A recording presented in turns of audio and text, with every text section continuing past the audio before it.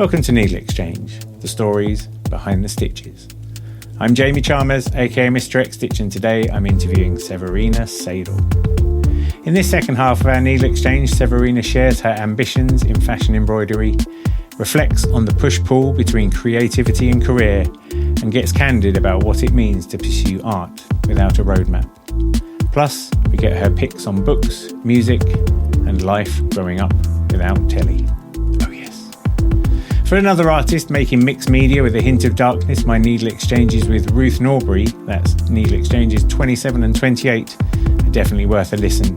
And if you're enjoying the show, don't forget to hit subscribe and come back next week for another person from the world of needlework. I may even be able to string whole sentences together by then. You never know. But anyway, thanks for listening. Enjoy the show. No doubt. I feel like I'm only one of the judges on the Hand and Lot Prize, and we've done our first pass of the judging. So then on the day is when the final judgments take place in the different categories.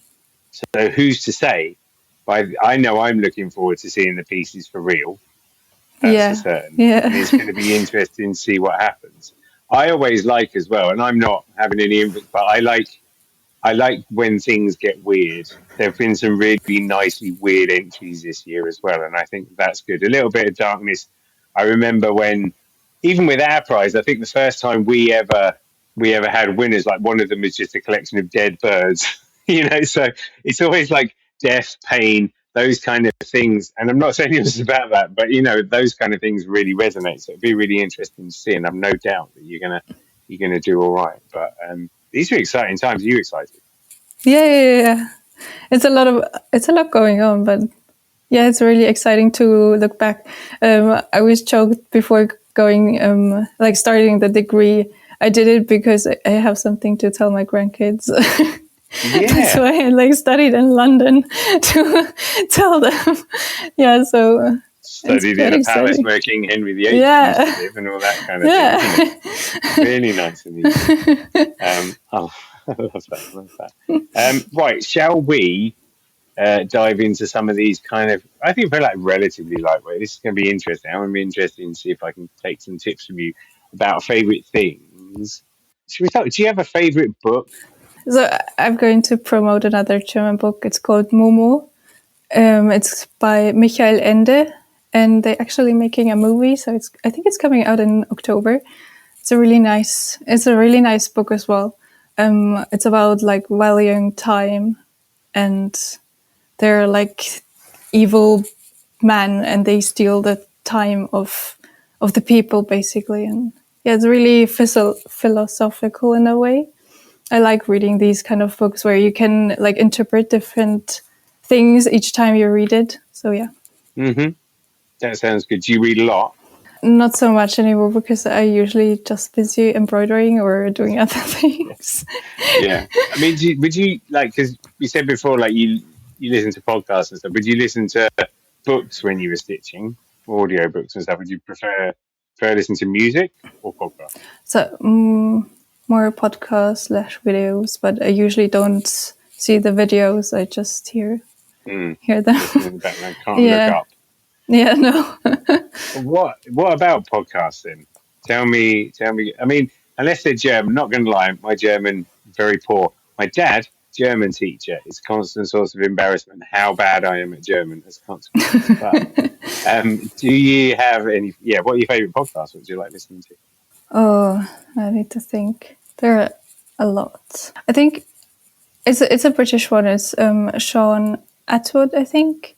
He does a lot of interviews about survivors of like Epstein and stuff like that.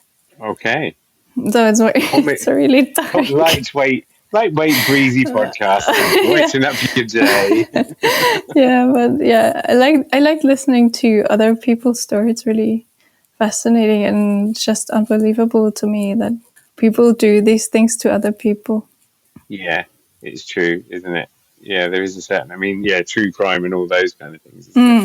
Yeah. As I said, I can't watch too many of them because otherwise I get scared, especially of the true crime. and men hiding in every corner. So Yeah, that's not a great outlook, is it? No, that's true.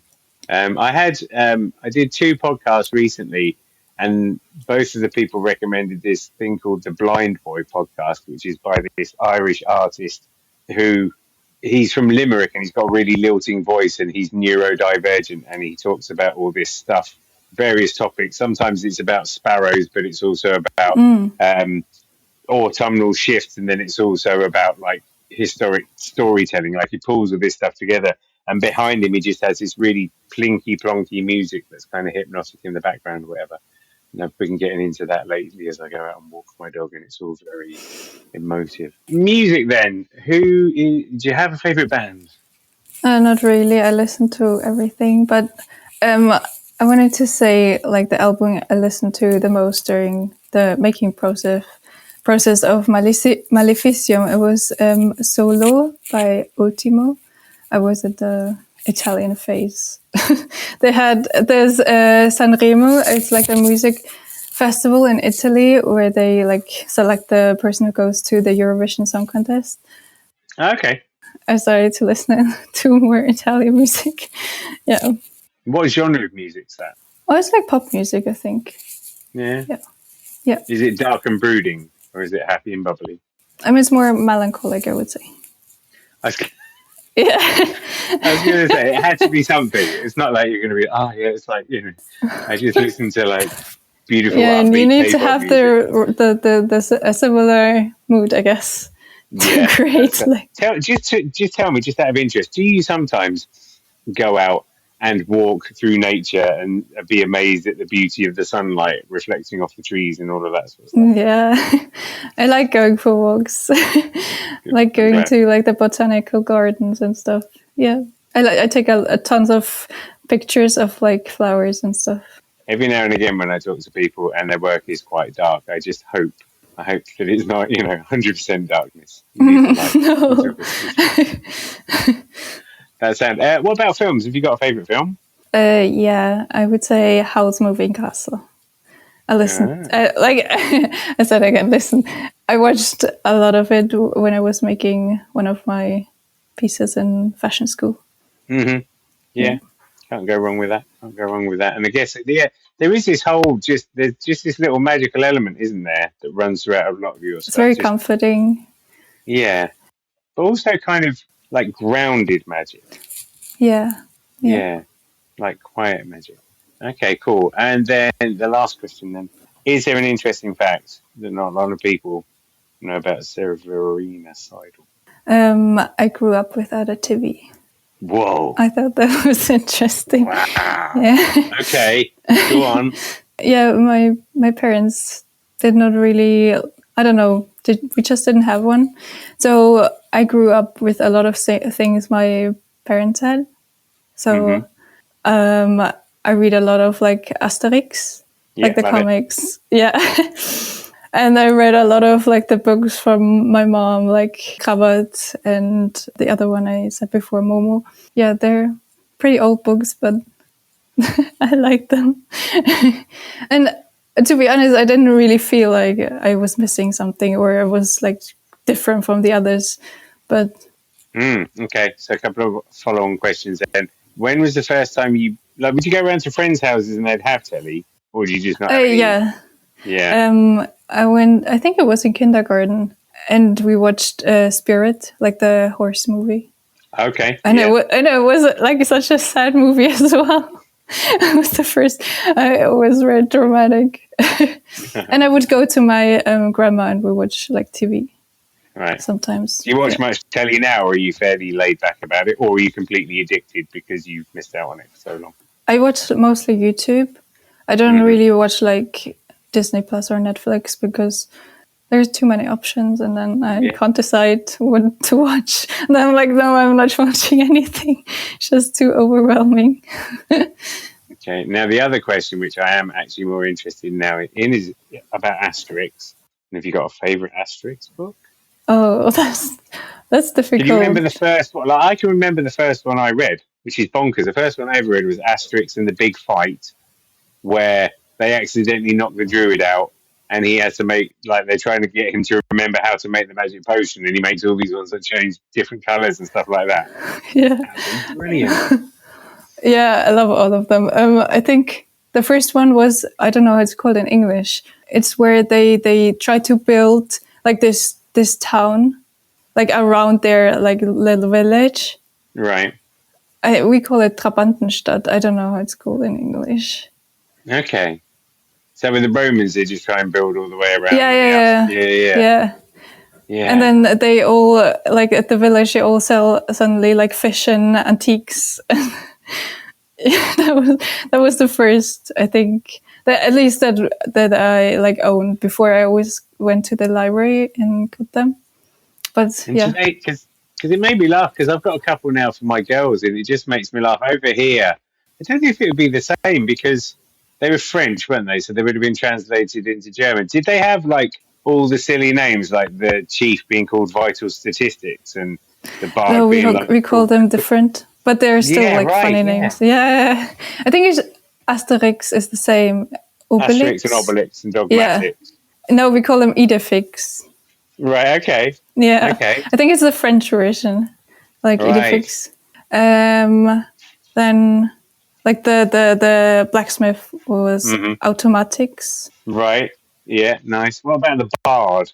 Because he was called Cacophonix over here because of cacophony. No, Trubadix. Right. Yeah. So, do you ever read Tintin? I always felt like Asterix and Tintin kind of came quite closely together. Oh, Tintin? Tintin, like the Belgian detective.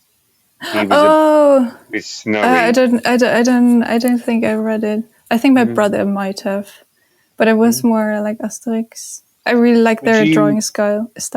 If you ever have children, let them watch telly, or will you try and bring them up in a healthy way? Hopefully in a healthy way. I mean, I'm not sure if TV is such a TV programs, at least, it's not such a huge thing anymore.